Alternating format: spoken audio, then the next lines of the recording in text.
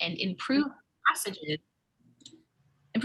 that were written especially for the test and that will include deliberate errors. In total, you will have 44 passage-based questions with multiple choice responses, and you will have 35 minutes to complete this section on the official exam. So what is the writing and language section? You will read passages that vary in length from 400 to 450 words, and they will be also varying in complexity. The passages you will be reading will be informative, explanatory texts, nonfiction narratives, or arguments that will cover topics in areas of careers, history, social studies, the humanities, and science. One or more of the passages will be accompanied by one or more informational graphics. So if you were here for the reading, you saw subscores explained last time, and just like in reading, writing and language has subscores as well. You have 4 instead of 2 though, and you have 2 that you saw in reading, which is command of evidence and words in context, but you'll also be tested on 2 more subjects, which will be expression of ideas and standard English conventions. So command of evidence, as we went over before, is just making sure you know how to use your evidence, how to find evidence, and choosing the strongest evidence for the answer. Words in context, also like the name implies, you're going to be using context clues as they will be giving you harder to use words, and you have to make sure to use the best choose the best words to use based on the text surrounding them. The 2 new subscores are expression of ideas, which is about a passage topic development, organization, and language use. You may be asked which words or structural changes improve how a point is made, or which phrase or sentence provides the most effective transition between ideas. And the final one is standard English conventions, which is the most logical subscore for the grammar section, which is the aspects of the mechanics of writing, sentence structure, usage, and punctuation. You'll be asked to edit the text so that it conforms to the conventions of standard written English. So this is your grammar subscore. And it's important to know about these subscores when you are taking practice exams, because all of the questions will correlate to one subscore. So if you're really good with standard English conventions, you can then focus on your weaker areas, which could be command of evidence or expression of ideas. And when you know where your weak areas are, that's where when you improve the most is when you focus on your weaker areas. Yeah. So today we're going to be going over a lot of grammar concepts for the first half. I forgot to say at the beginning, for the first half of this session. And then the second half, again, we're going to be doing practice questions from an actual SAT test. So the first concept we're going to go over is wordiness. So in the SAT, too many words are like empty calories. Prune, spare words, be specific and concrete. It also means to not be redundant. So for example, a wordy sentence would be, it would be safer to destroy the chemicals rather than to store them. And a way to cut the sentence down would be, it would be safer to destroy the chemicals than to store them. And you would like to omit unnecessary prepositions. For example, all of the details would just be all the details. And when it comes to the SAT, shorter is better. So if you can make a sentence shorter and still make sense, that would be the better correct answer choice. The next, what are you gonna do? I could talk about this one. Okay, yeah, go ahead. Because I saw you and I was like, oh no, I don't want to interrupt her. No, you're good. You're good. Okay, so another thing is like parallelism, which helps improve the flow of ideas and high impact. So you're going to want to keep these forms very similar. So like in the example, swimming is a better exercise than to ski. It makes more sense to do swimming is better exercise than skiing, because the ing at the end, which is called the gerund, if you want to be very fancy about it, those two both like follow the same form with swimming and skiing. Then because technically to ski would be grammatically correct, but to keep the same structure of the sentence, like with the form, you'd want to keep the form similar. And then I could also talk about this one. So it's the modifier placement, which, like, to be honest, I know that I messed this one up a lot in terms of like a modifier that gives a misleading meaning by being incorrectly placed in the sentence. Sorry, I just smacked my elbow. So like the wrong example, he told her that he wanted to marry her frequently. That implies that he wants to marry her multiple times, while the correct one was he frequently, which would mean he insisted that he wanted to marry her, not that he wants to have multiple weddings with her. Same with a dangling modifier. It gives a false impression about what the word that's actually being inflected on is in the sentence. So the wrong was after writing the introduction, the rest of the report was easy. Um, it's more correct to say after I wrote the introduction to be able to give the correct subject of you being the one writing this essay. Therefore, the rest of it becoming easy. Uh, and one example we gave of if only my mouse would work. Okay. So the sunbather watched the soaring seagull wearing a striped bikini. Unless you're seeing a seagull wearing a striped bikini, the striped bikini should be put for the sunbather rather than the bird. Maybe she did see a seagull wearing a striped bikini. I don't know, but all I know is that I've never seen a bird wearing clothes, so it's probably not likely that the seagull was wearing the bikini. Okay. For the next concept is logical comparison. So you're making sure that the sentence compares the correct number and types of things so that the comparison is logical. So the one wrong example would be your locker is always neater than me. You yourself are not a locker. You are a person based on what I'm seeing in the Zoom call. So it'd be your locker is always neater than mine. So it'd be my locker, mine. Another example is my sister is better than everybody at solving differential equations. And while your sister may be really intelligent, there's no way of knowing that she is the number one at differential equations in terms of quite literally everyone. So the better comparison would be my sister is better than everybody else at solving differential equations, implying everybody else in that room, in that class, but not everyone in the entire world. I can definitely say she's better than me than solving differential equations, though. I'm not a math person. Next up, we have coordination and subordination and conjunctions. So the first up is fanboys, which hopefully you know the acronym. I remember being haunted by this acronym throughout middle school and high school, which fanboy stands for always, but, or yet so. And coordinating conjunctions are used to connect independent clauses in compound sentences. So you have two clauses that can stand on their own. You want to connect them, use fanboys.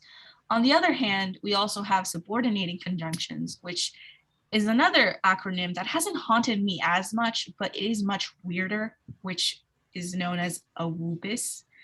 And this one is as, although, after, while, when, unless, because, before, if, since. And these conjunctions are used to connect dependent clauses to an independent clause in complex sentences. So that means that you have a sentence, a phrase that cannot stand by itself, being connected to a phrase that can stand by itself. You make a sentence, and to make sure the sentence makes sense, you would use one of these awubis conjunctions. And one of the biggest parts of grammar is verb tense and use. And in Spanish, it can be very formulaic. You have your boot, or you just have your nice structure and you can memorize it very easily. In English, however, we are not like that because English is quite a unique language in terms of verb conjugation. So you do have your basic conjugation, which, as you can see here, I put in some basic verbs, and you know, the is and are, he will, they will be, what you will use most frequently, and verbs that are normal in conjugation. So here's just a table of them. What you will see, what is normal. If you want to take a screenshot, you can take down notes. But as you can see, when it comes to past, you have normal verbs will either be ended with ed or just we wash. So wash stays the same in past or present. If you notice, for example, in future perfect, you have I will have in all four of the conjugations. So all of them have the part of will have. So I'm going to give you guys a couple more seconds if you want to screenshot it or write it down really quick, and then I'll go on to the next slide.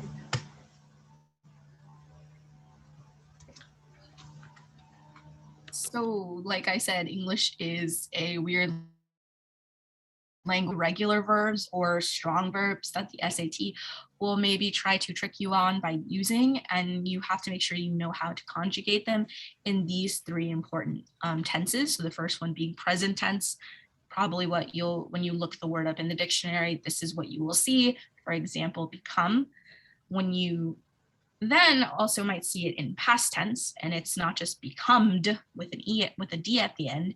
The past tense for become is became, but then you have the past participle, which comes after have in the present perfect. So I have been.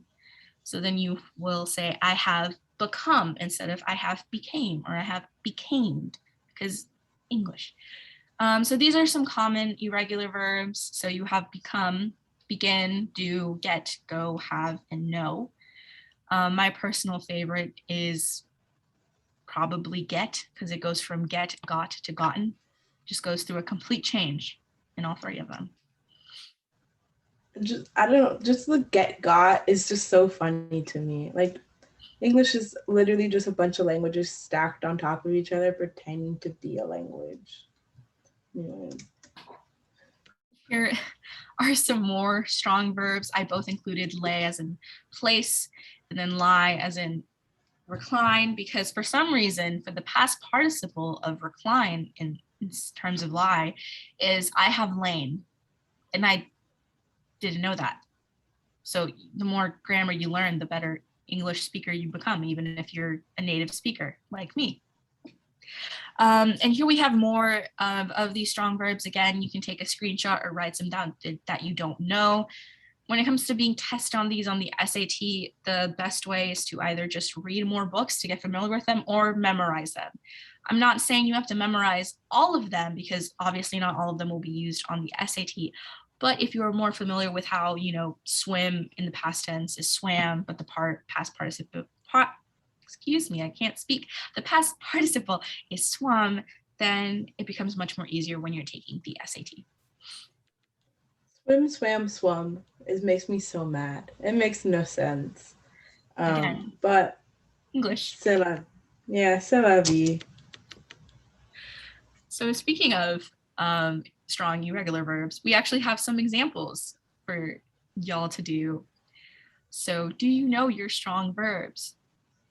So you can just type it into the chat what you think, and we'll be going one by one. So don't type in all five. We're going one by one. So for the first one, I have blank the car back to its parking spot, and the verb is drive.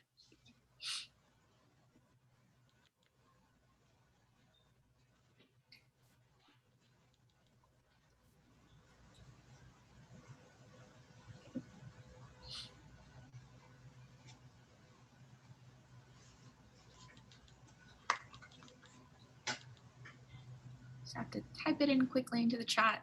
Even if you think the correct answer is already there, you can type it in again to give your fellow, not students, but fellow Zoom callers validation for having the correct answer. I don't know what to call them. Students.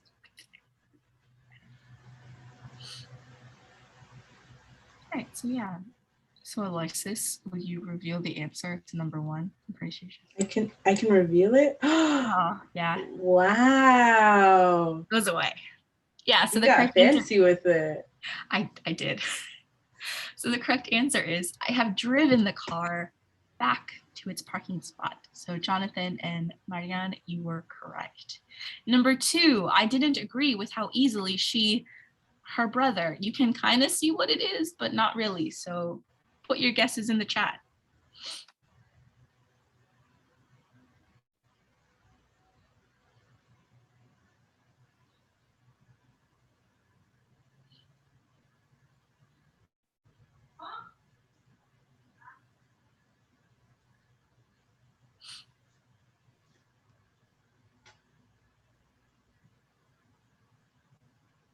Okay, We got some forgaves. I didn't agree with how easily she forgave her brother. And the correct answer is, yup, it is forgave. Wow. Next one, I had blank of school last night. It felt like a nightmare. Ooh, you can really see the answer for number 4. I apologize for that. And 5. I don't know why I would say I'll cover it, but there's no way for it's not. I can't just put my hand on it. No.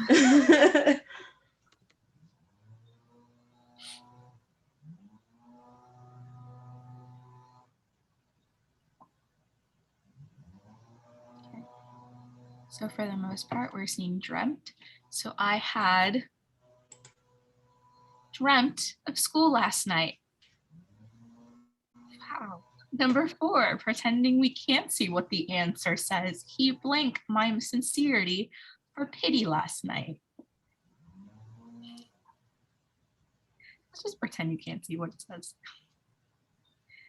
Wow, everyone's saying mistook. It's like we really know our strong verbs. And the answer is, you mistook my sincerity for pity yesterday. Great job, everyone.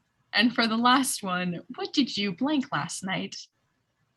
Again, pretending we don't see what the answer is. What do you think it is?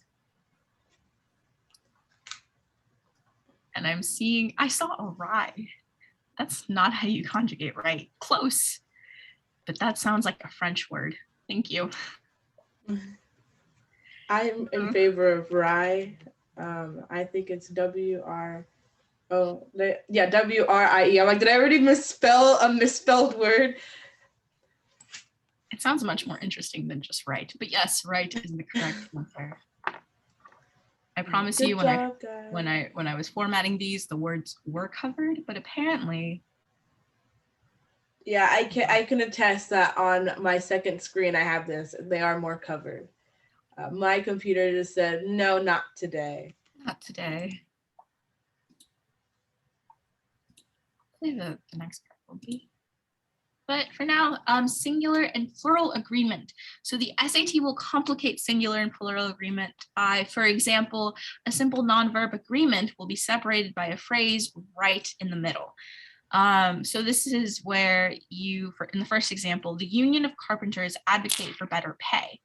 Advocate is the verb, that's correct, italicized, but it is not carpenters that is the noun. The noun is union.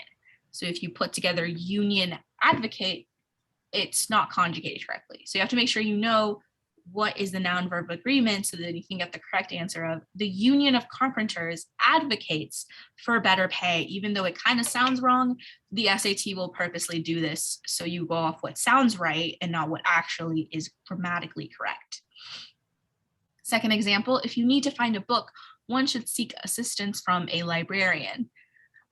This one is having agreement in word choice. So if you need to find a book, the SAT would say you continue using you, and it should be you should seek assistance from a librarian and not changing the noun to one. The third example, the pilot who has flown many planes are captaining our flight. Again, this is separating the noun and verb to make it sound right when it's grammatically wrong. So you see that are is the verb and pilot is the noun. You put pilot are together, not grammatically correct. It would be pilot is, or the pilot is. So the correct answer would be the pilot who has flown many planes is captaining our flight. And then in the chat says SAT be like, this sentence is grammatically correct. Yeah, yes. pretty much. Yeah. I love that grammar meme. The SAT just wants to complicate your life because they know you'll be like, this sounds correct, but actually. The SAT is personally taken me hostage and has forced me to conjugate the word swim too many times. Mm-hmm. Okay, so now we're doing more examples, and this time they look like they're properly covered up, which is great. So we're just going to be looking at now a lot of diction, aka proper wording, and a lot of commonly confused words that even native speakers struggle with, because this was from a prep book for native speakers. So if you feel nervous about not knowing the difference between affect and effect, don't worry. I probably have friends who don't know either. So you are totally fine. I might be that friend that doesn't know either. It might be me on some days too. So I'm just calling myself out, really. So the general rule is affect with an A is typically a verb, and effect with an E is typically a noun. So that's the most simple way. So the practice question, the biggest blank of the policy was how it affected immigration. So in the chat, do you think it's effect or affect? I think actually here the guys might have like some kind of better way, because we do have similar words in Spanish. Like we say afectar y el efecto. So you guys like can relate it to that, to the words in Spanish. So we don't get as confused as in English. So if you get confused, again, go to affect, afectar, effect, efecto. Thank you, David. Now I'm going to use that, because honestly, the amount of times I use the wrong one and I get the little squiggly under my word and I'm like, oh no, I messed it up, didn't I? So thank you for that. And with that, we'll Effect with an E. So if you don't know, being bilingual is actually pretty great. Fun fact. All right, next one, choose versus chose. Choose in the present tense and chose in the past tense. So here we have a sentence, after I blank poorly last time, I went to the restaurant. I will be much more careful today of what I blank today. So in the chat, type in what the first answer choice would be, what the second would be.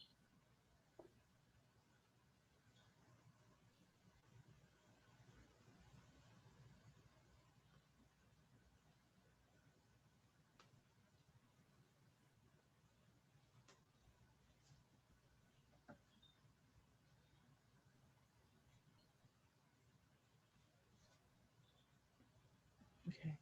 I don't know if they're gonna go one at a time or if they're both gonna disappear. So I think they go one at a time.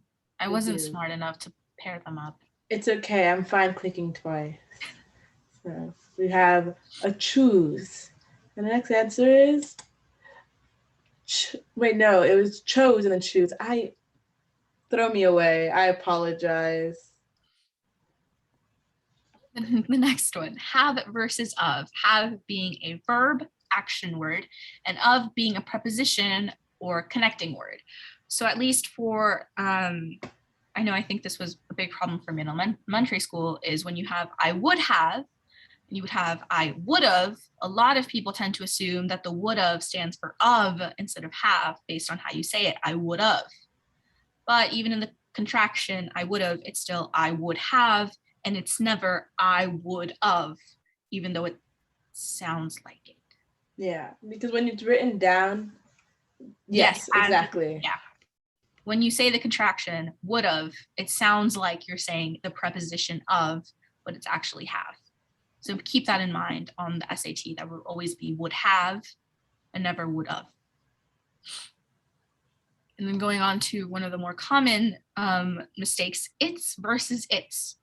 It's without the apostrophe is possession, whereas it's with the apostrophe is it is, and again, another contraction. So here's another practice question, and blank, or I can just say it's because it's the same thing. It's important that when you purchase a phone, you are certain to check its warranty.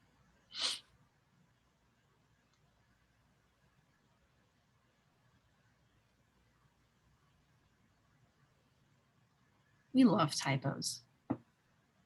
They're great. Always messing me up when I'm messaging anyone and everyone, including the professors. Oh, the amount of times I've typing to a professor, half the time they don't care because it's just like, okay, sent by my iPhone. And I'm like, cool. Thanks, professor. But we'll see where the apostrophe lies. It's, as in, it is important. And you have its warranty. Woo. Wow. All right, next chart. Than versus then. Another one that could be commonly confused. Than being for comparisons, whereas then you will be talking about time. So I had more time back then, but less time than I probably will have next year. So in the chat, once again, where do you think then? An A versus then with an E.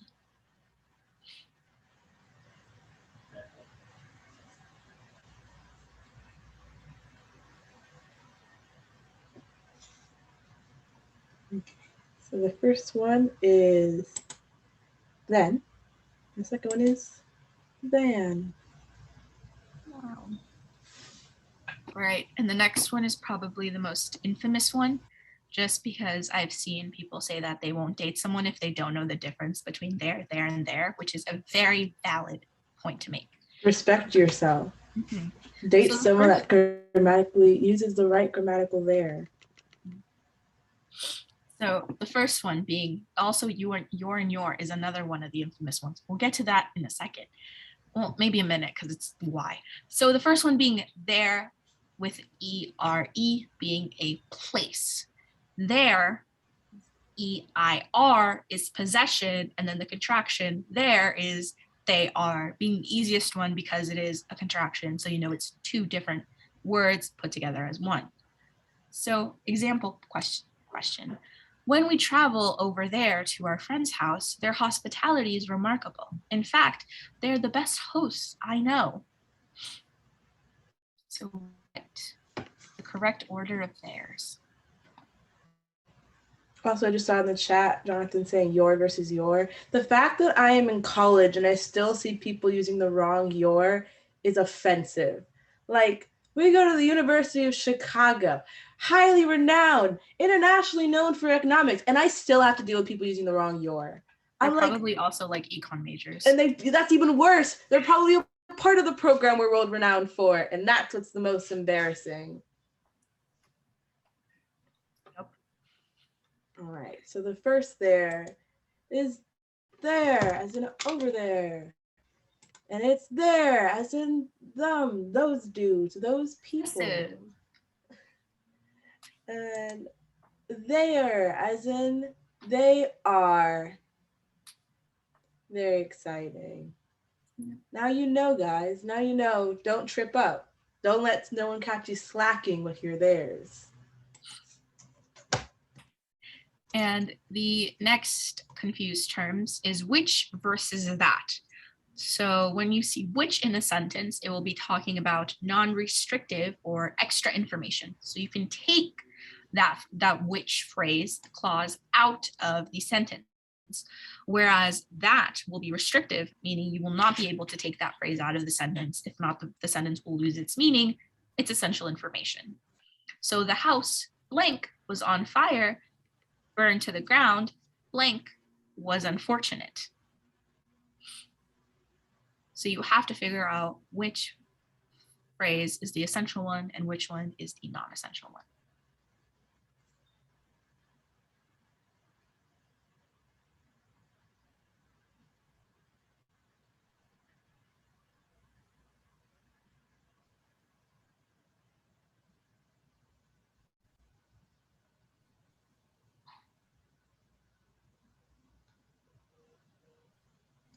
So we've got the first one, which is the house that was on fire, burned to the ground, which was unfortunate. And it is important to know these because the SAT will be like that, which, and it'll give you both as the answer choices, or it'll give you one as the answer choice. You have to know what is correct or not. Or sometimes you'll get the dreaded, like, no change needed, and you're like, I don't trust that. All right, next one, who versus whom. Who being the subject and whom being the object. So use who when you would use he and use whom when you would use him. I know in like this helped me in French when I figured out the difference between whom and whom, because I studied French in school and not Spanish because I was a smart child and made smart decisions. But I'm pretty sure in Spanish it might be the same thing. I'm not too sure. I don't know if David could help us out in this subject like he did, or is it different? Anyone else could also answer. Y'all are the Spanish ones, Spanish speakers, So professionals.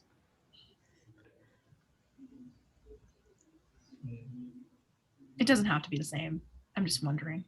yeah, I think that in Spanish actually we would use it in the same, like, ¿quién va a ir a la película? ¿De quién compraste el boleto? I think it's quién. I mean, I don't think we have a distinction Okay. in that part. Yeah, sorry, Spanish will not help you in this. Maybe if you not were always French help you. speakers, they would.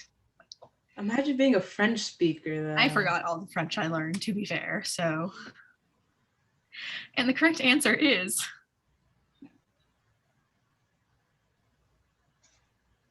There we go. Who was going to the movie? And From what? whom did you purchase the ticket? I'm kind of offended that click didn't work, but the way I always like Marcela said, the like who for he and whom for him, I just kind of associate, which doesn't always work, especially because like you're not always talking to like a male person, but I just go whom, him, and since they both end with M, that's how I remember quickly, which again doesn't work if you're like talking about like someone that's female, but like quick off the top of your head, it's helpful. That's also like a big chunk of the SAT, just being able to remember like rules very quickly. Mm-hmm. Last two, whose versus whose. Another one, whose with the SE being a possession and whose contraction being who is. So for the practice question, who's going to determine whose bike that is?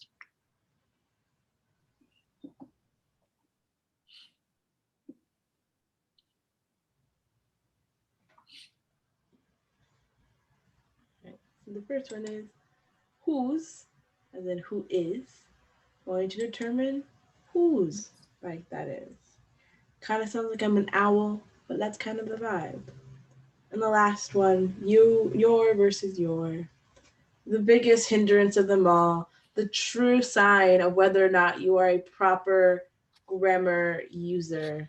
I couldn't think of the word for grammar user. I was gonna say mathematician, that's for math. I don't know what the grammar equivalent of that would be. Grammatician, that sounds wrong. Honestly, I'm here for grammatician. It's our new word. So we have you're very nice. You must have learned that from your parents. So I will click to reveal. You are very nice. You must have learned that from your parents. All right. Now we're going back to more concrete concepts, not just like confusing words. And now we're moving on to punctuation. The first one being commas. There is a lot of different reasons why you could use commas, but there's also a lot of reasons why you don't need commas. So here's when you will absolutely need commas. So the first one being separating three or more items in a list. For example, apples, bananas, and oranges. If you know about the Oxford comma, that is the comma, the very last comma before and. I'm not too sure if the SAT likes or hates Oxford commas, but the rule is you separate three or more items in a list. So if there's three or more, comma. Secondly, separate two or more independent clauses with fanboys, conjunction. For example, my mom was going to pick me up from school, comma, but my dad came instead. There would also be a period at the end, but I forgot that one. Third, set off introductory information from the rest of the sentence. In 2008, comma, the Phillies won the World Series. And finally, to set off non-essential descriptive information within or at the end of a sentence. Example, I ran across the floor, comma, which was painted with school colors, comma, to meet Steve. Second one, I ran across the floor to meet Steve, comma, who greeted me with a high five. So for both of them, you can take that phrase out, which it uses which, fun fact, like we just saw, take them out, so you separate it with commas.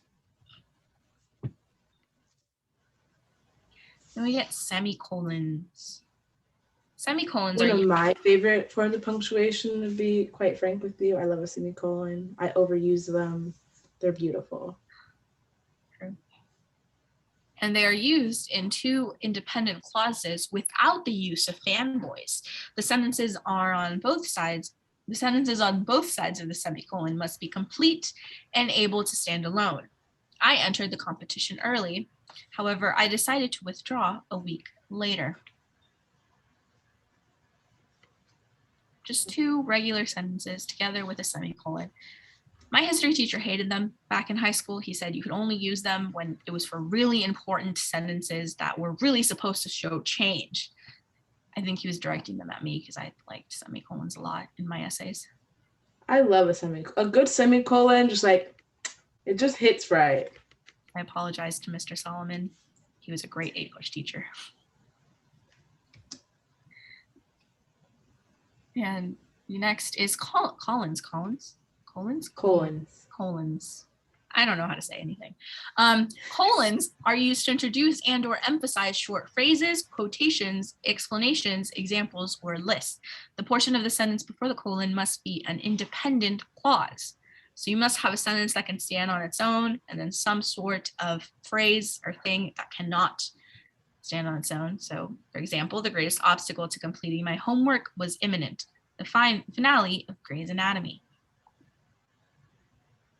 I may love semicolons, but I don't love a colon. Colons confuse me. They scare me. They send me into fight or flight mode anytime I see them. Also, I don't think Grey's Anatomy will ever finish. I'm convinced that they will continue for the next 100 years. Dashes. So dashes set off an explanatory example or list from the rest of the sentence. So in our example, many facets of Jill's personality, dash, among them empathy, respect, and kindness, dash, make her a great friend and human being. So also, I just want to bring up a really quick thing about dashes. This probably will not be on your SAT. I just want to bring it up because I love dashes. So there's the difference between a hyphen, an M dash, and an N dash. So a hyphen is just like the dash you put between like two words if it's like combined, like self-explanatory. Usually there's a hyphen between the two of those. Then there's an N dash, which I'm looking at my notes because I literally love N dash, like dashes so much. An N dash is like a span of time. So if it's like February, like if you're like saying February to December, the little dash between that's called an N dash, and then an M dash is exactly what we're showing here on the screen, which it's a dash that's like you can basically take out the contents between the dash and still have a grammatically correct sentence. That has nothing to do with your SAT. I just love dashes, so I thought I'd share with you guys. The next punctuation is not as exciting nor riveting as dashes, but we have apostrophes. So you will use apostrophes in two different ways. You will indicate possession or you will be creating contractions. Both of these we've seen in our confusing terms section. So for indicating possession, you have Bob's book and my friend's phones. So Bob is singular, so the S comes after. However, if you have friends, which is already plural, and you're showing possession, you're not adding an extra S. You're just putting the apostrophe after the already existing S. For contractions, there's the rabbit, it's important, who's in charge. So you have to know when a word is a contraction to know that it needs an apostrophe. All right, so quantitative graph analysis. Like in the reading section, you will also be shown graphs or tables, information that's not just reading. And these questions will be about your quantitative reasoning and not your mastery of grammar. Look carefully at the key/legend to access labels and units. Allow yourself time to become acquainted with the graph's organization. Since the questions will usually ask you to pick an accurate interpretation of the graph, take a glance at what the choices are generally stating so that you have a feel for what they are after. Then as best as you can, try to come up with an answer of your own before jumping to a given answer.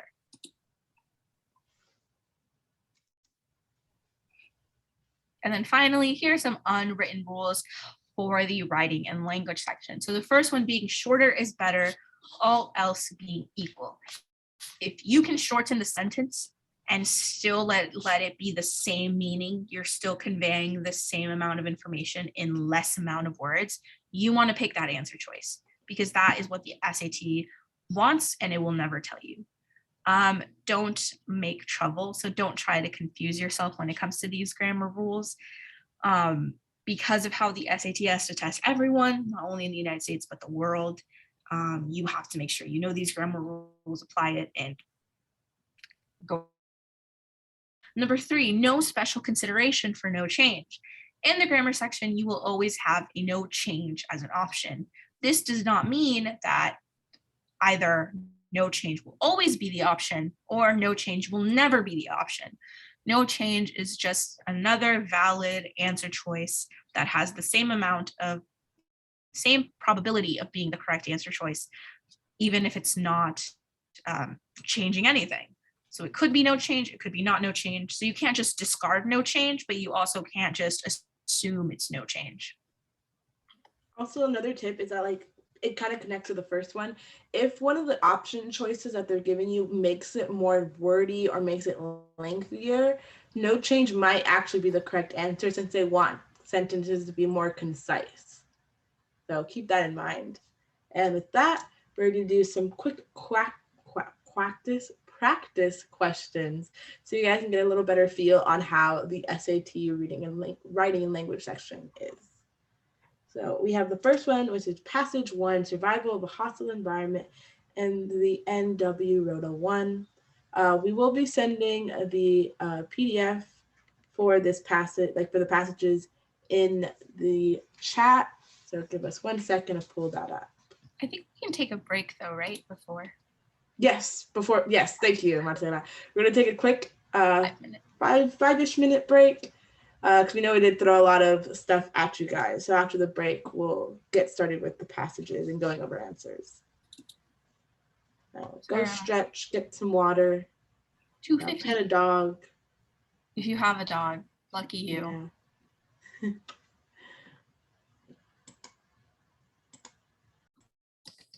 I have a question. A few sessions ago, you mentioned that we could ask for the scores we got in the first mock test of the SAT. Do we have to send you like a mail or something? I think we were waiting for everyone to send them in, but I don't think everyone did. But if you do want your scores, you can just either quickly shoot us a chat individually on here or email us, whatever you prefer. And we'll make sure to send you your scores and what you got. Okay. Thanks.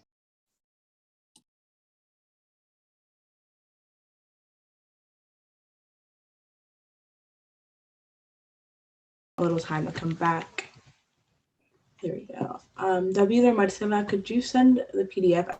I would do it myself, but since I'm sharing my screen, let me go on to another tab. Yeah, if you want me, I will send it. Just give me 1 sec. That's good. Thank you.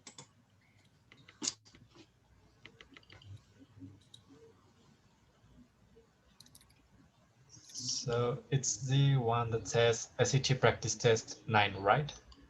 Oh, it says prep session materials, that folder. I put it also in there.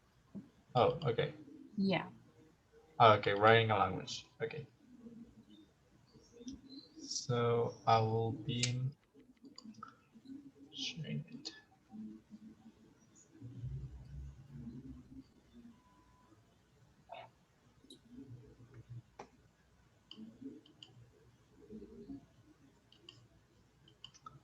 Yeah. Okay, if you could confirm that's the one, I think it is. It should be. Yep. Yep. Okay. Yep, so you have not only the passages, but the questions themselves. Just because unlike the reading section where you read or skim or read the questions first, whatever your strategy is, for this one, you have to read and then answer quickly. So it's not like going back. You have less time to go back and forth. You have to do it immediately right next to each other. So you're getting both the questions and the answers. Don't start doing them right now, but either thumbs up or raise your hand and keep it up once you have the file open and you see the writing and language test, 35 minutes, 44 questions. So we know when everyone has the file open.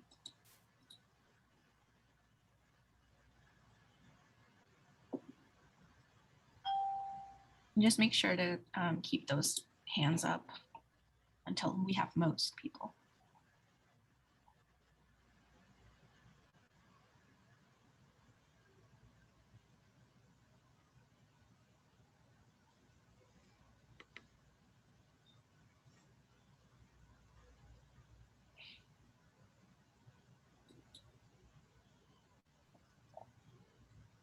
So yeah, David sent in the file, so make sure you're opening that file up, making sure it is the grammar and writing one. And once you do have it open, just raise your hand, make sure to keep it up.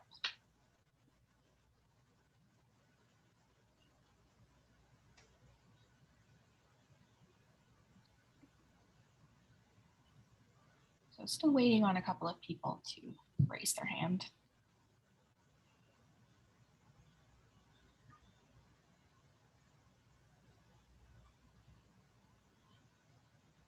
If you have any problem with the link, just put it in the chat so we can review it. If not, do raise your hand when you have it open. Yay, more hands.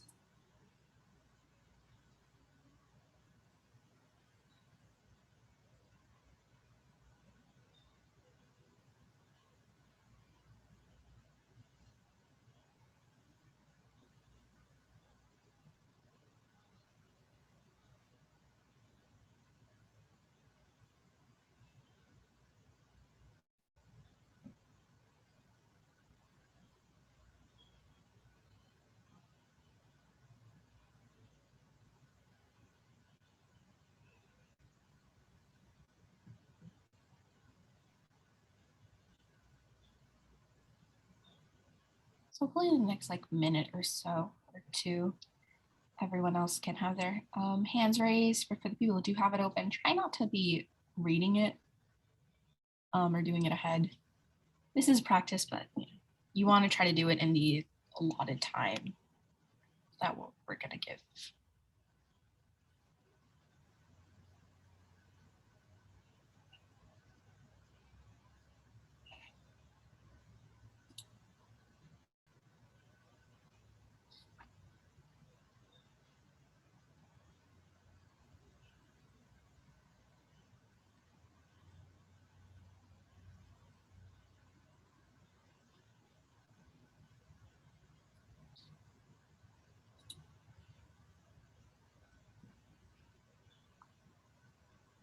So because of time and to make sure we have enough to go over all 4 passages and to go over the answers, you can lower your hands and hopefully the 2 people who didn't raise their hands have it open. So for each section, for each passage, you will be getting 8 minutes and 48 sections. This is just dividing the 35 minutes up into 4, and each passage is 11 questions. So same amount of time for each of them, just to try and mimic how much time you would be getting on the actual exam. So you can also lower your hands for the rest of y'all. And as Alexis was saying in the first one, the first passage we will be seeing is survival in the hostile environment of NW Road A. So if you just keep scrolling on the file just a little bit, it's on the first page. Questions 1 through 11 are based on the following passage. So you'll be doing questions 1 through 11. And then after that, we will be going over the questions. So you have 8 minutes and 48 seconds to do the first passage, and your time begins now.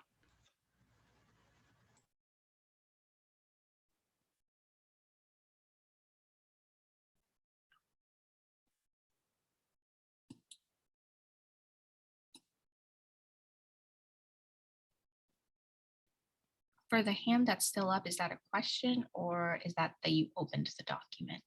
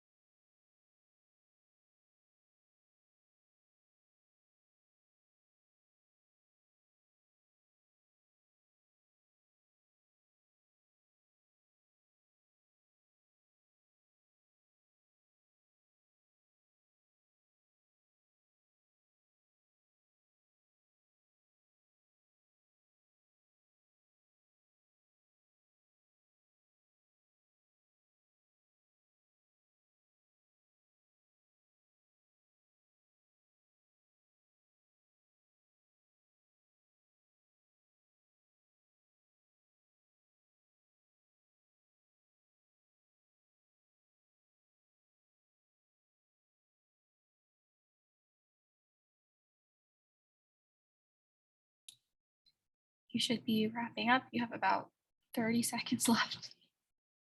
Apologize for that.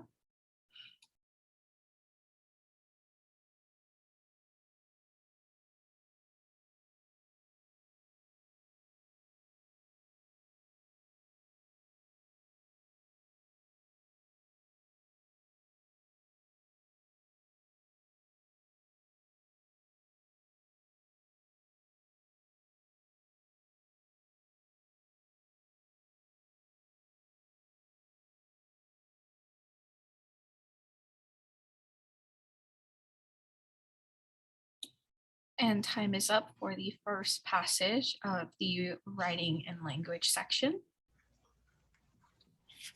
I will be going over the answers. So I could go over the first passage questions if you want. Yeah. Okay, cool. So for the first answer, what did you guys get? You can either type it in the chat or like say it out loud, whichever works for you guys.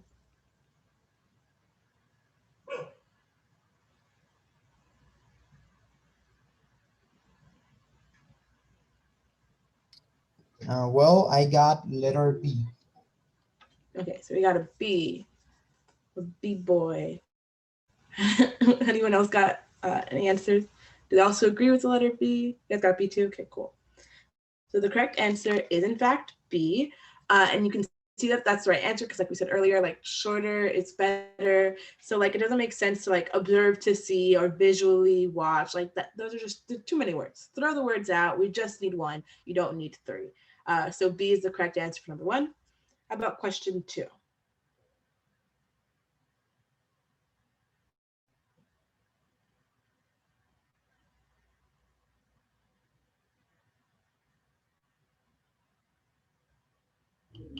Okay, so we have C's in the chat.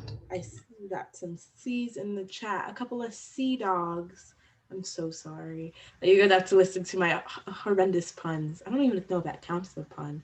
All right, so I see we have C's and we have B's. All right, so the correct answer for number 2 is B. B is the correct answer, and it's because the phrase in depth at the beginning of sentence 5 refers back to a statement in sentence 1. So that's why B would be the correct answer. Anywhere else, it would start becoming a little illogical because of the phrase at depth, which relates back to the first sentence. So keep in mind, there's like even like little phrases like that can make or break a sentence. So it might have made, because C, having it after sentence 2 may have made sense if it hadn't been for that phrase. All right, so the next one, question 3. What do you guys say is the correct answer? I chose letter A. Letter A. Okay, we got an A. Anyone else? Another A. All right, cool. So the correct answer was in fact A. So we got one of those no change answers. You know, sometimes the sentences are good enough as is. You don't always got to spice it up. So yes, A is the correct answer. All right, question 4.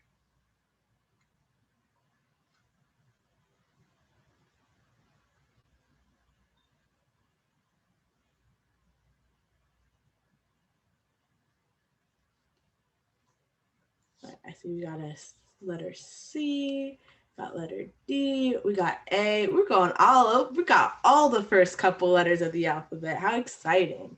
Okay, so, did someone say D? Okay, we don't have a B. It's okay though. The correct answer for number 4 is C. The reason why it's C is because his or hers, that's 3 words right there, his or hers. So again, we want to stick with keeping it short and concise. And also with the phrase them, it's like, okay, so I'm looking at the other options, which are one and it. Since both of those aren't plural, because we're talking about bacteria, but it's multiple bacteria. So it's plural. Having it or having, let me look at the other one. Having it or one implies that it's just one singular thing when we're talking about a group. So that's why them would be correct. All right, so the next one is question number 5.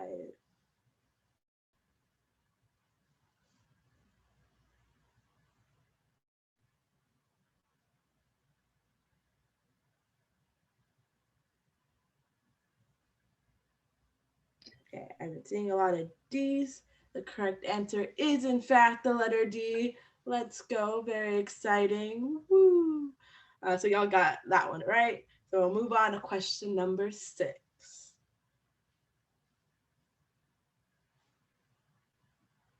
We got 2 of my favorite things, semicolons and dashes.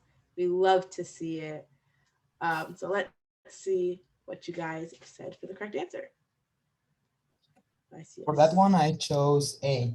You chose A. All right, all right. We got some A. I see some C. All right, so for number 6, the correct answer is, I don't know why my phone's ringing. Give me 1 second. It is C.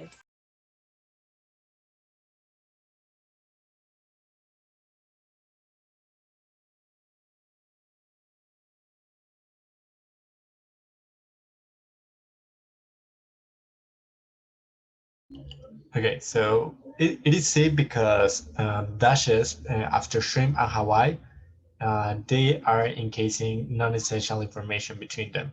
So we don't use comma nor a semicolon to be used to set off non-essential information. So again, it is part of what is essential and what is non-essential. Thank you, David. Sorry, my mother left her phone at home today, so it's been going off all day, so I apologize. We'll move on to the next question, question number 7.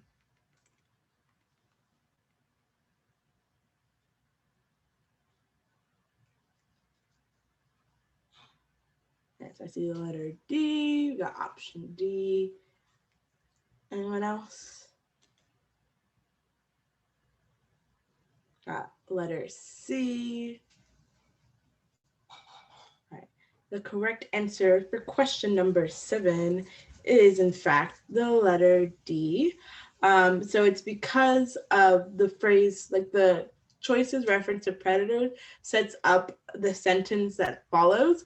So you also want to make sure, like that's another key reason why when you're doing these questions, unlike the reading section and like the science section of the ACT, where it's beneficial to read ahead, with these, it's very important to read along, like answer the questions alongside the passage. So that's why D is the correct answer, because that answer D sets up the next following question. So we'll move on to question number 8.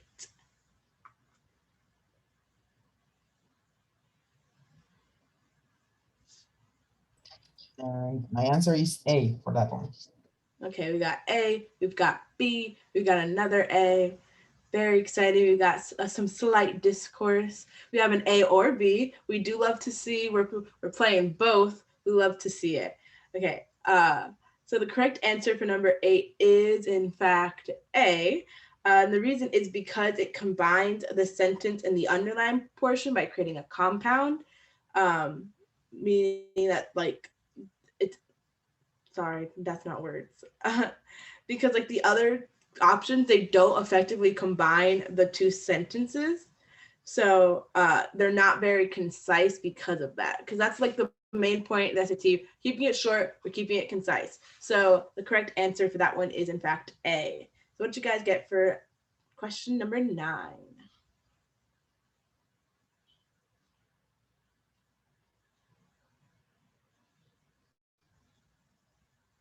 Okay, I see D, I see B, I see D.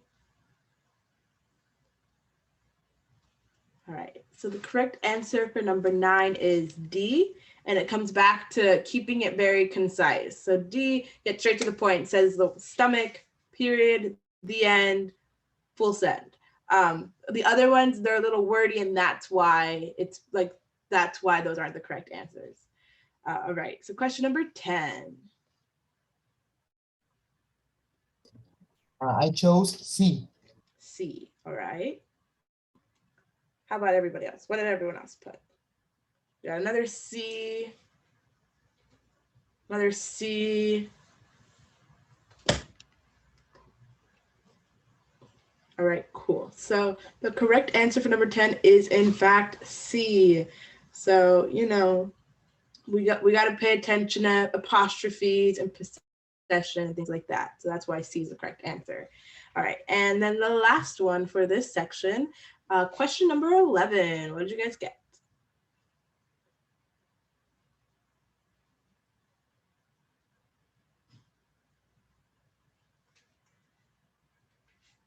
Okay, A, another A. A for Alexis, A for Apple, A for amazing. So the correct answer for number 11 is in fact A, meaning that the additional portion is helpful and it does help establish a little more explanation for the relevant. So good job, everyone. A little applause for you, and we'll move on to the next section. So passage, just kidding, I don't have, it's not clicking. There we go. Passage number 2, free public transportation, which I'm always here for. I love a bus, I love a train. And yeah, I wish Houston had more of those cries. Again, you have 8 minutes, 48 seconds. Make sure to only do passage 2.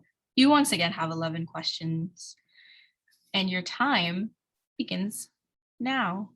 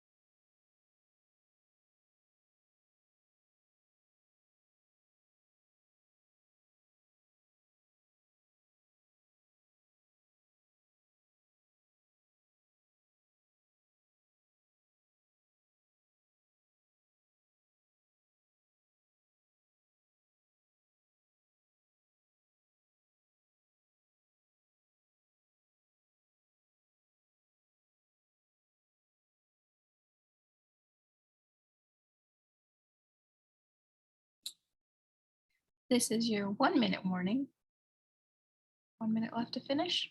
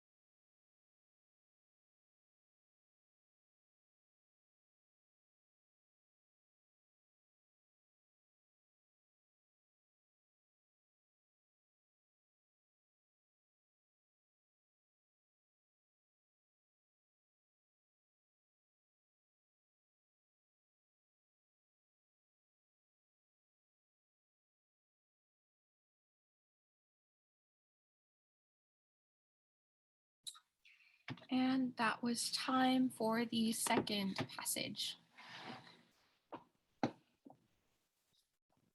Or was your 8 minutes? Almost 9. So now let us go over the answers for free public transportation. So what did y'all get for question number 12? Letter C. Let's see. C as in cat. I can't think of any cute puns like Alexis, so I'm just going to be referring to C as in cat. Seeing more C's.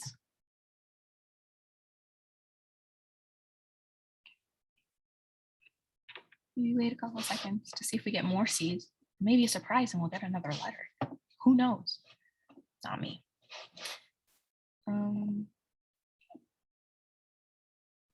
Yep. So the correct answer is in fact C. So good job. Number 13. Unlucky 13. I'd rather think 13 is lucky, but for a lot of people it's unlucky. So were y'all lucky in getting the right answer?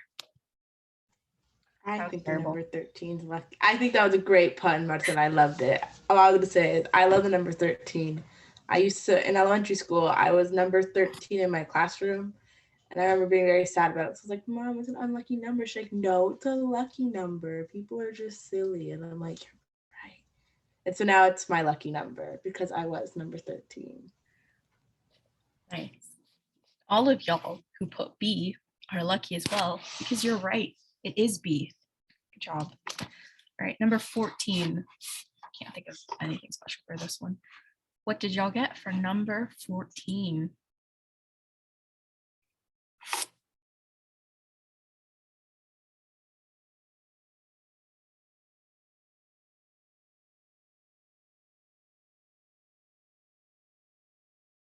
Oop, seeing differing answers, B and D for 14.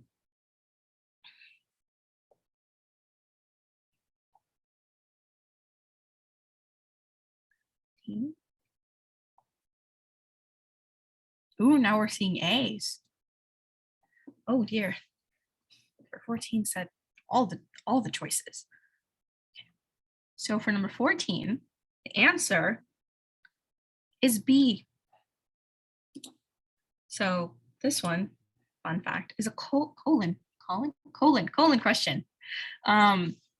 So the colon here is introducing the next sentence that you see in number 14 as a 2014 study, and so on and so forth. It is not D, as I saw a lot of people say, because it creates a sentence fragment after the period. So it's not correct. So your correct answer would be B, the colon. Right. Number 15. What did y'all get for 15? I chose letter D. Okay, D.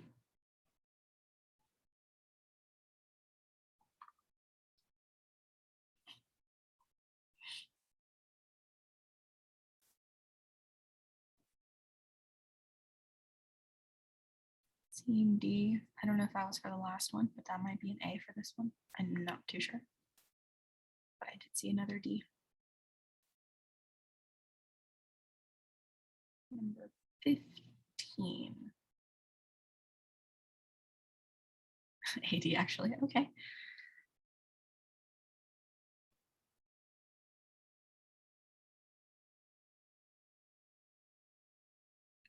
So for number 15, the answer is D, actually.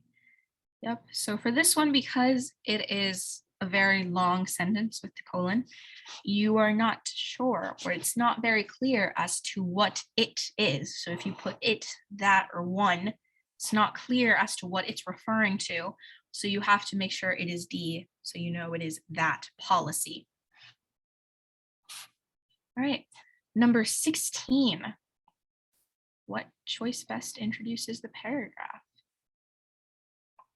What did y'all get?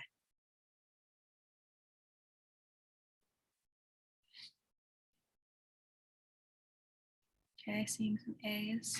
Will no change finally be an answer? Maybe. I know, but I'm not telling you yet.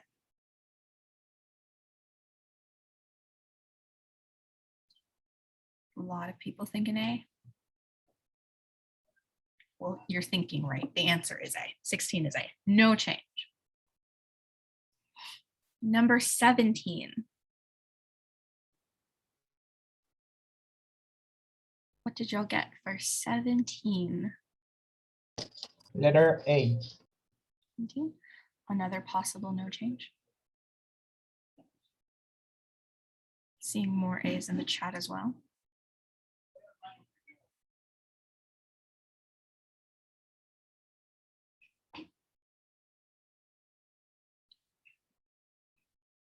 All right, so for answer 17, it is actually C. So if we look at that one, advocates of fair, free policies claim that the costs of these policies are largely offset by various savings, comma, however, comma, a recent study comparing projected results, so on and so forth. So the answer is C, which is savings, comma, but the reason that you would change it to but is you are then correctly connecting the two independent clauses. So if you choose A, that is creating a comma splice. So however is not creating, is not a fanboy. It's not a woobus, it's a transition word. So all you're doing is you're just adding however, and however can be taken out. So if you take out however, you leave a comma, you have a runoff sentence, and that is the incorrect answer. All right, number 18. Way too sunny. What is the correct answer?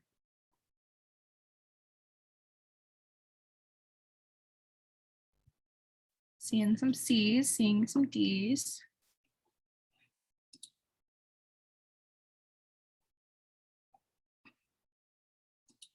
Another D.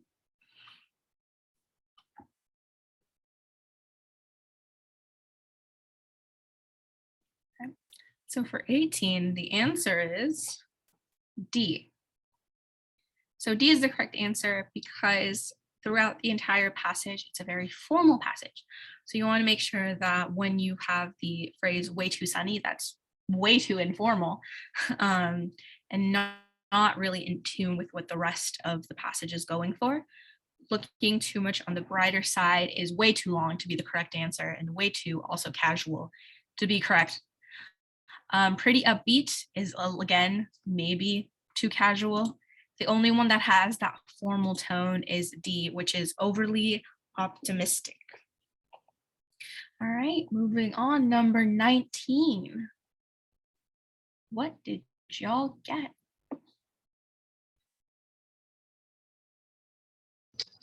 I chose C. C, as in cat, once again, seeing more C's.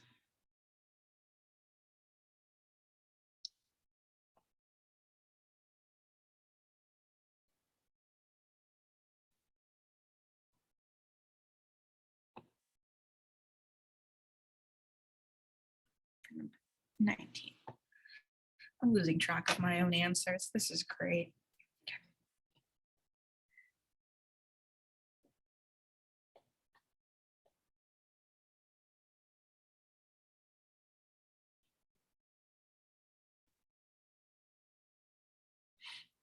So for 19, the answer is C, but to result in a total increase of $184 million per year in operating costs.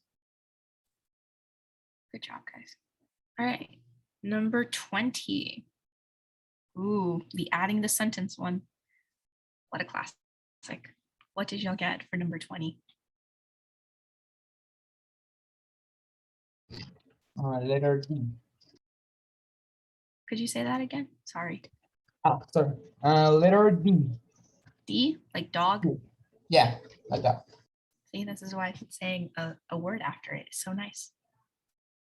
It brings me back to elementary school when I had to grade my own papers. And I would be like, C. My teacher was like, what did you say? Because I apparently could not say letters. Seeing C or D.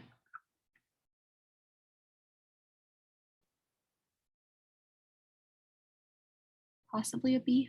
I don't know if that one's for that one or for the previous one.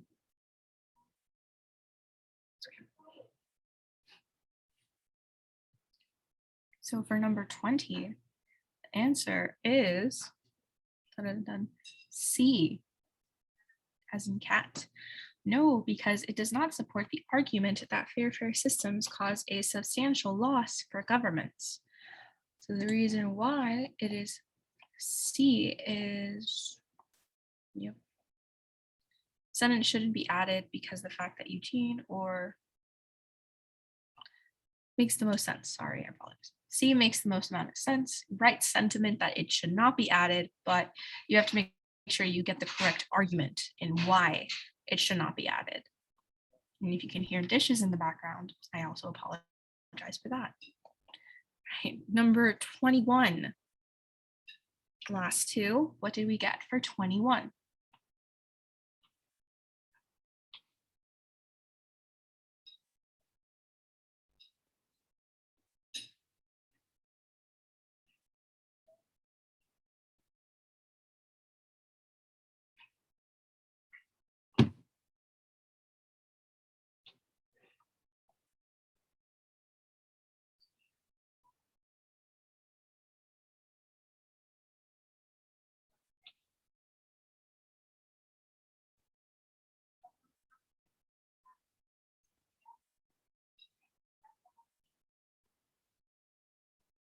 Right, gotta be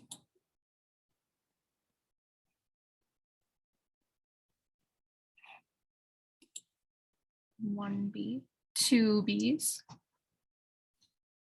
It's like one fish, two fish, red fish, blue fish, except with B's.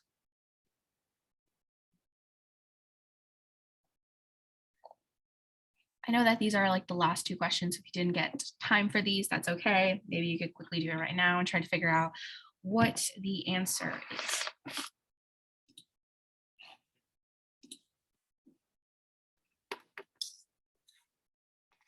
Another B. And for all of you who said B, that answer would be correct. Good job. All right, and the last question for this passage, to make sure you have time for the third. Number 22, what did you get for 22? Quickly. Go. I want to see just a spur of answers, if possible. It's okay if you didn't finish. Okay, so A, D, B. Oh, are we fighting for the last question? I wonder what the correct answer choice is. I mean, I already know, but I can't tell you yet. Okay. Waiting to see if anyone else, any other answer aside from A, D, or B. Will anyone say C? I'm not saying that's the right answer, but is anyone willing to say C? No? Good, because that's not the right answer, I'll tell you that.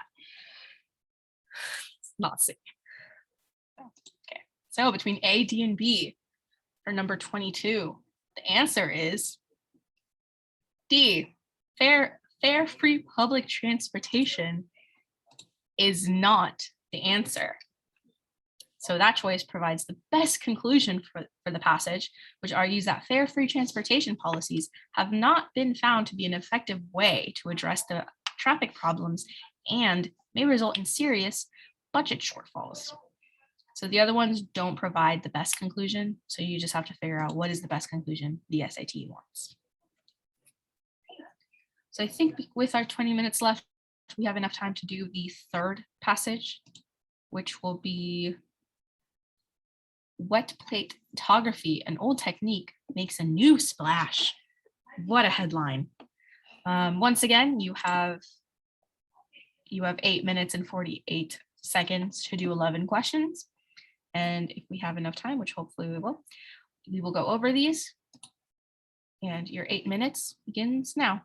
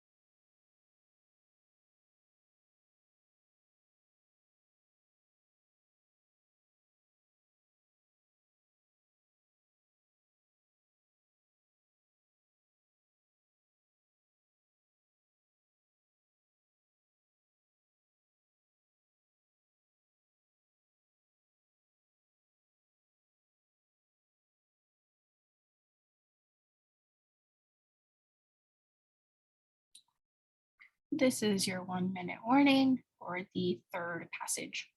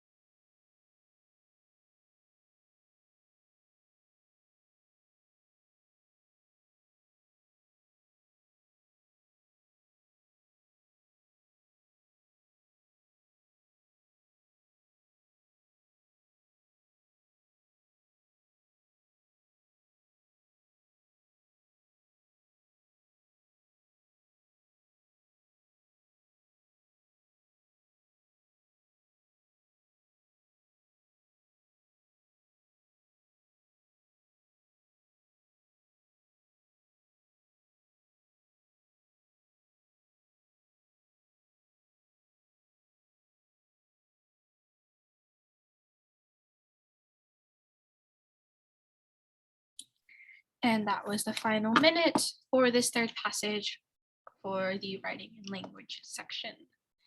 So we should try to go quickly through these answers just because we only have 10 minutes. We didn't get to the last one. We're not going to get to. I'll say this again at the end, but if you do want to take the last section, you have the link, or if you forget the link, you can email either me or Alexis. The link, we'll do that at the end, reminder.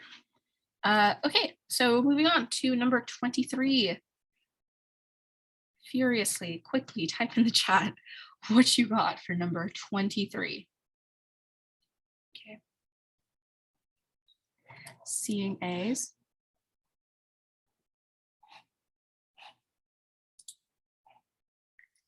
Getting a B. A's and B's.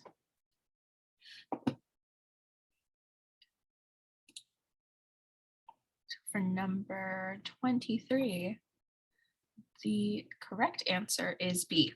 The singular third person pronoun it correctly refers to the singular antecedent digital camera.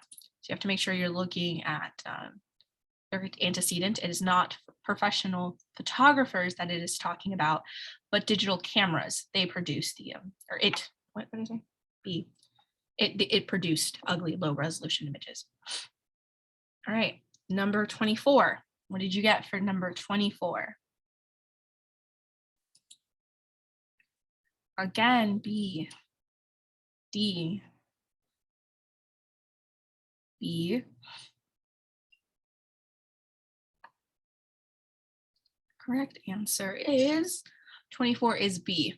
To make the paragraph most logical, the new sentence, why wouldn't they, should be placed after sentence 2.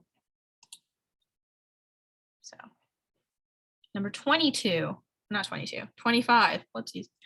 Number 25, another addition here. What did we get for 25? B, B.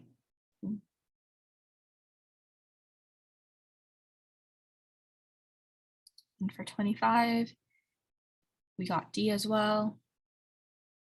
And for 25, the correct answer is B. So again, the first 3 got B.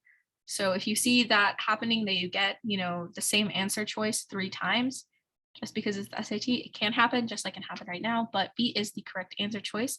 The new sentence should be added because it's reference to several intricate steps, sets up the process of wet plate photography discussed in the rest of the paragraph. Number 26.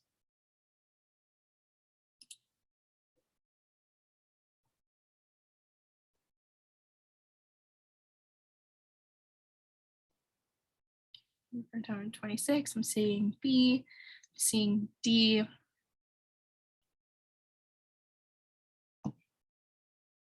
So for number 26, the answer is D. And the reason that it is D for number 26 is that the plural possessive, what am I looking at? Oh yeah, 26 is D because the plural possessive pronoun there agrees in number photographers and correctly indicates that the subject belongs to the photographers. Number 27. What did y'all get for 27? Letter A for apple. A for apple. No change. I'm also seeing other people say A as well. And for 27, the answer is A. No change. So we all were correct. All right, number 28. How would the author accomplish this goal? Number 28. D for dinosaur. D for dinosaur.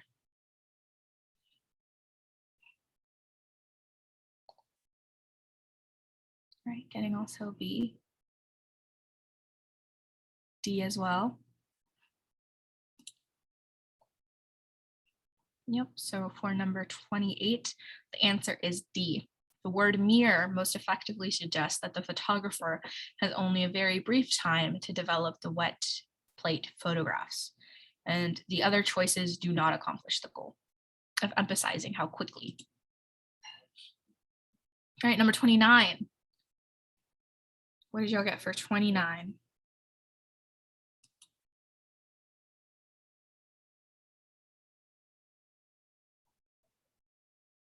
Right, B. And if you chose B, that would be correct answer. Finally, that is correct. All right, 30. What did y'all get for 30? Nope, B. Seeing B is for 30. So for 30,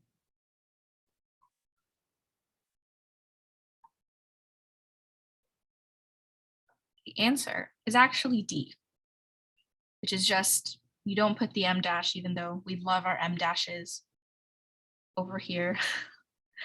The answer would just be D, really 30? Yeah, 30D, oil to give it a protective finish. There's nothing special of to give it a protective finish. So no comma, nor M dash, nor parentheses is needed. So just D. All right, 31. What did you get for 31? A. Jonathan, were you about to say A? Yeah, okay. Yeah. Sorry about that. Stole your thunder. 31 is A. No change. Again, sometimes it will be no change. Other times it won't. No special consideration for no change. In this case, it is the correct answer. All right, second to last, 32. What did you get for 32? Letter B for battleship. B for battle. I've never heard that. Oh, that is very creative. B for battleship. All right, so for 32, I'm seeing D over here. All right.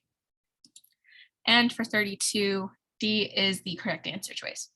And this is because, just as we talked about, the SAT is looking for the most concise, which usually means the shortest answer choice that will convey the same idea. So in this case, D is conveying the same amount of information or the necessary information needed that either B or C have more and not needed, whereas D is exactly what we need. It's clear and concise. And the last question, number 33 for today. C. I chose A. Okay, A for apple. getting A. Getting B. We're getting all the answers for this one. Will anyone dare to say D? Like last time. I'm not saying that's the correct answer, but if you dare to say D, you would actually be wrong. It's not D, just like last time. So good job. You didn't choose one of the incorrect answers. So for number 33, the answer choice is actually A. No change. So the reference to the 19th century wave rides accomplishes the writer's goal of highlighting the contrast between present-day photographer Joni Sternbach's 19th century techniques and her contemporary subject. So yeah, with these questions, you have to be really careful about what they want to highlight. So in this case, it's between Sternbach's techniques and the people Sternbach photographs. So you have to make sure that you have that clear so you can get the right answer. All right. So that was the practice questions for today. Again, we also had one more, which is about digging cities up. We didn't get to that one.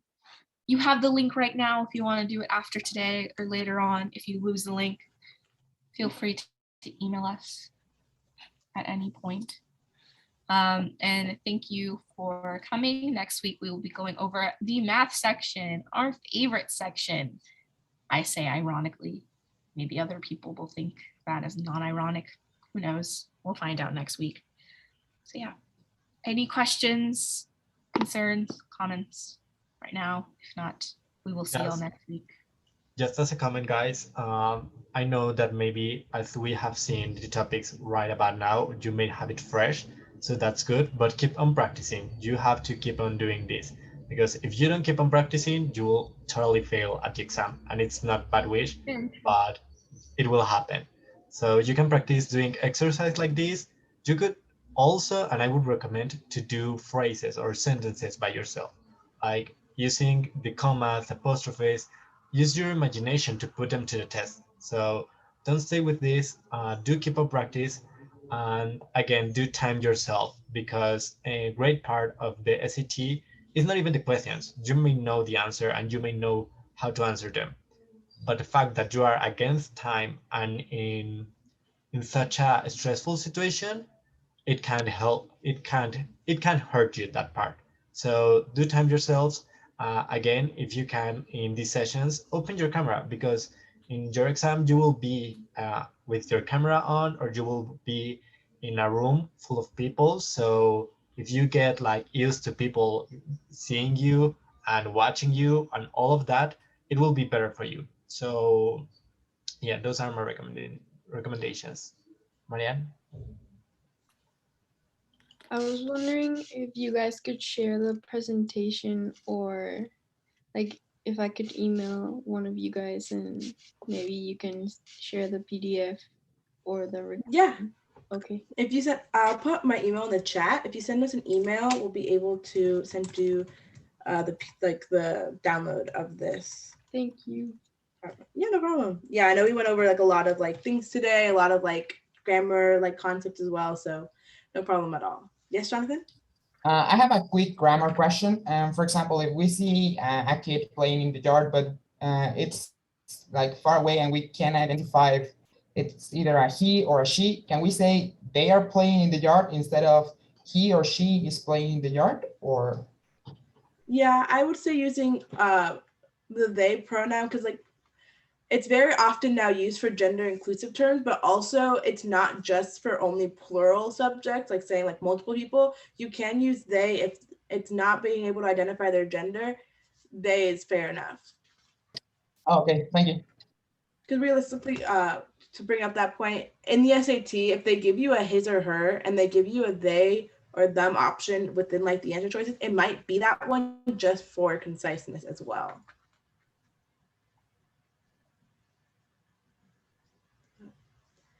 Happy to help everyone. Glad to see you guys. Hope to see you again next week. So that's it. Thank you for coming. Like Marcela and I put our emails in the chat, so feel free to reach out to us if you guys have any questions. Thank you very much. Bye. Thank you. Bye. Hi, guys. Bye. Alrighty.